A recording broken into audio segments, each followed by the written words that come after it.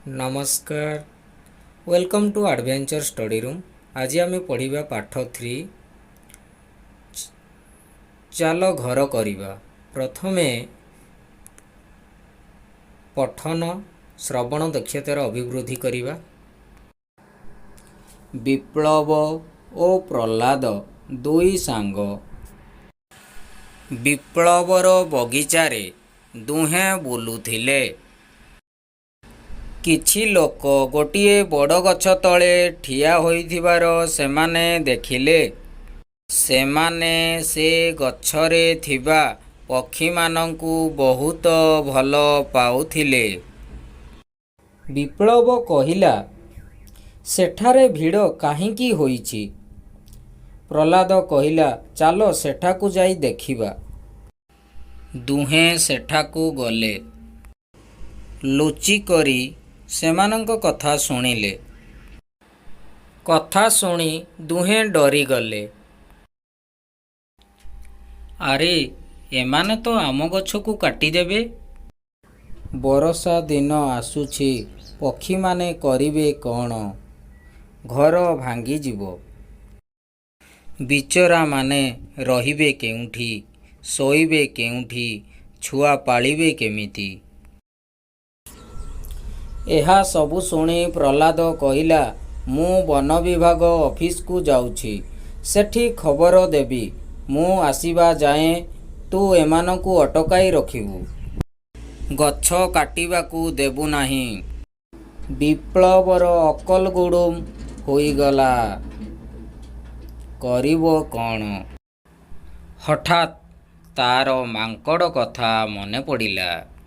ମାଙ୍କଡ଼କୁ ଯାଇ ସବୁ କଥା କହିଲା। ଦୁହେଁ ସେଠାକୁ ଗଲେ। ଲୋକମାନେ ଗଛ କାଟିବାକୁ ସଜ ହେଉଥିଲେ। ମାଙ୍କଡ଼ ବିପ୍ଳବକୁ ତଳେ ଛିଡ଼ା ହେବା ପାଇଁ କହିଲା। ସେ ଗଛ ଉହାଡ଼ରୁ ସେମାନଙ୍କ ଉପରକୁ ପଥର ଫୋପାଡ଼ିଲା। ଏପଟେ ପ୍ରହ୍ଲାଦ ବନ ବିଭାଗ ଅଫିସରେ ପହଞ୍ଚିଲା। ସବୁ କଥା କହିଲା। ସଭିଏଁ ସଙ୍ଗେ ସଙ୍ଗେ ଆସିଲେ। ପଥର ମାଡ଼ ଖାଇ କେତେଜଣ ଘାଇଲା ହୋଇଯାଇଥିଲେ।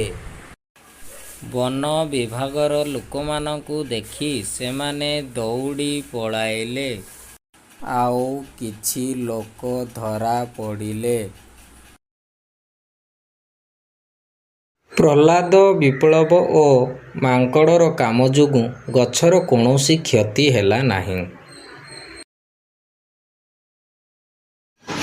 ଆସ ପ୍ରସଙ୍ଗଟିକୁ ଭଲ ଭାବରେ ବୁଝିବା। ବିପ୍ଳବ ଓ ପ୍ରହ୍ଲାଦ ଦୁଇଜଣ ସାଙ୍ଗ। ବିପ୍ଳବର ବଗିଚାରେ ଦୁହେଁ ବୁଲୁଥିଲେ।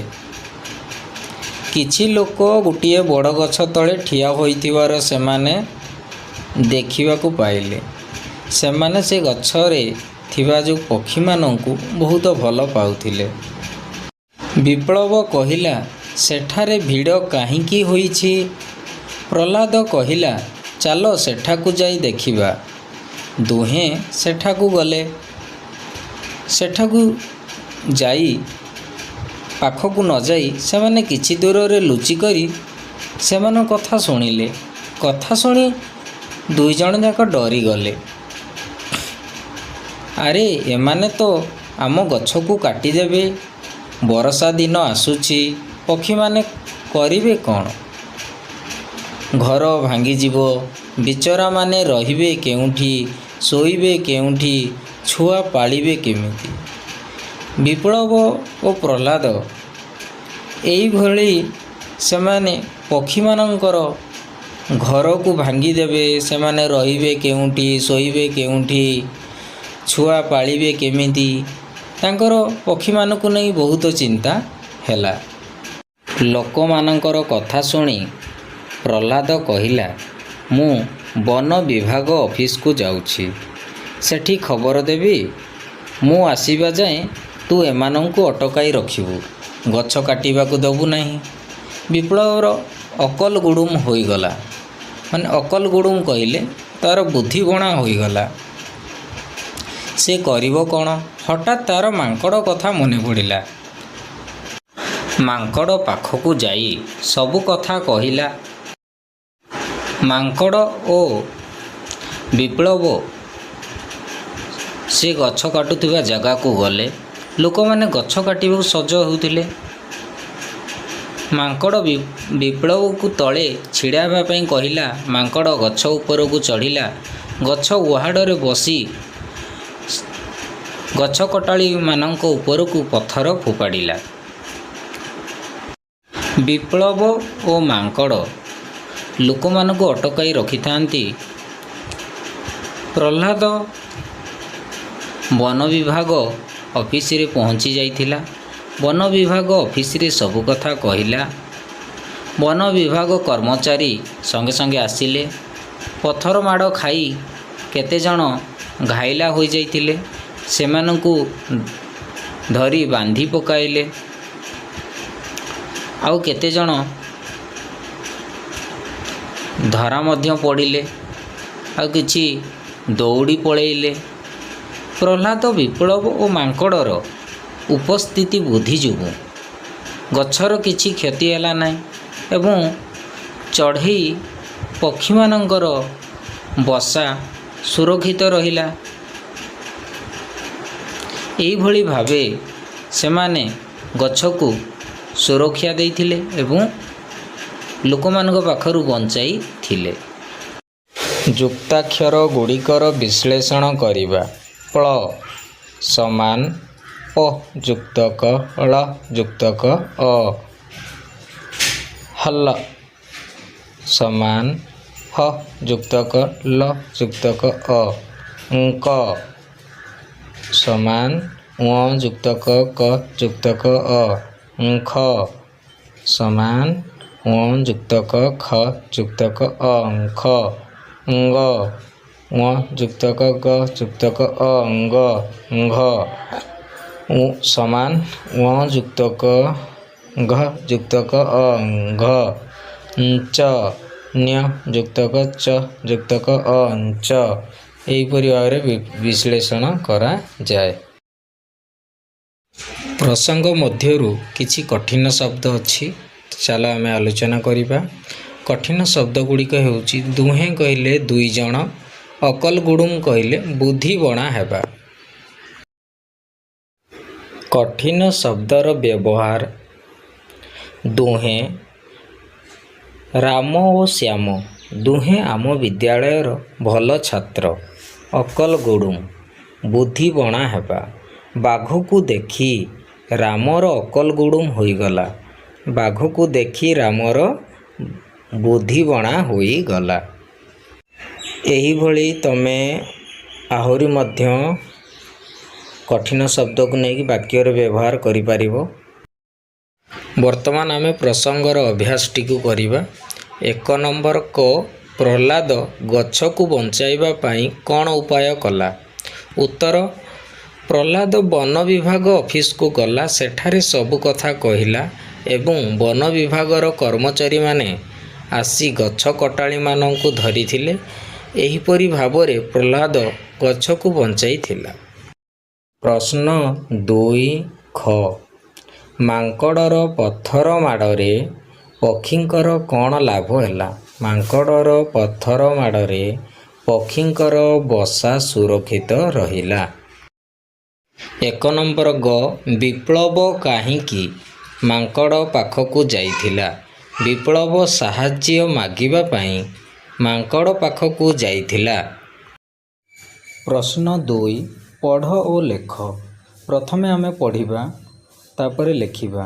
ମଲ୍ଲ, ଆମେ ଡାହାଣ ପଟେ ମଲ୍ଲ ଲେଖିବା। ପଲ୍ଲୀ, ଦିଲ୍ଲୀ, ଶୁକ୍ଳ, କ୍ଳାନ୍ତ, ଅମ୍ଳ, ଆହ୍ଲାଦ। ଆମେ ଯାହା ପଢ଼ିଲେ ତାହାକୁ ଲେଖିବା ଡାହାଣ ପଟେ। ପ୍ରଶ୍ନ 3 ଚିତ୍ର ଦେଖ ଓ ଚିତ୍ର ତଳେ ନାମ ଲେଖ।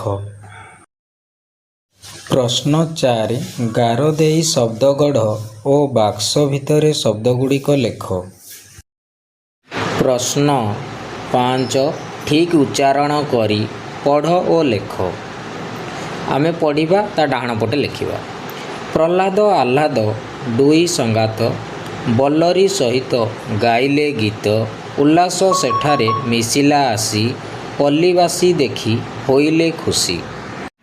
ପ୍ରଶ୍ନ 6 ରହିବା ପାଇଁ ଘରଟିଏ ନଥିଲେ କ'ଣ ସବୁ ଅସୁବିଧା ହେବ? ସାଙ୍ଗମାନଙ୍କ ସହ ଆଲୋଚନା କରି ଲେଖ।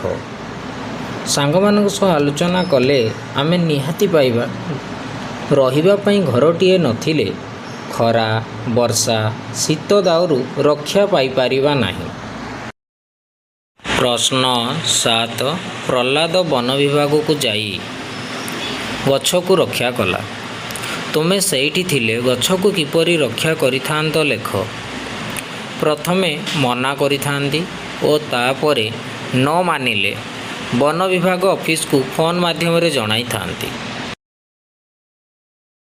ପ୍ରଶ୍ନ 8 ଜୋରରେ ବର୍ଷା ହେଲେ ନିଜେ ନିଜକୁ ରକ୍ଷା କରିବା ପାଇଁ କିଏ କେଉଁଠିକି ଯିବେ ଲେଖ। ମଣିଷ ଯିବ ଘରକୁ, କୁକୁର ଘରକୁ, ମୟୂର ଗଛ, ଘରଚଟିଆ ଘର, ସାପ ଗାତ, ବେଙ୍ଗ ଗାତ। ପ୍ରଶ୍ନ 9 ବାୟା ଚଢ଼େଇ ନିଜ ଘର ଘାସ ଓ କୋଟାରେ ତିଆରି କରେ। ତୁମ ଘର କେଉଁଥିରେ ତିଆରି ହୋଇଛି ଲେଖ।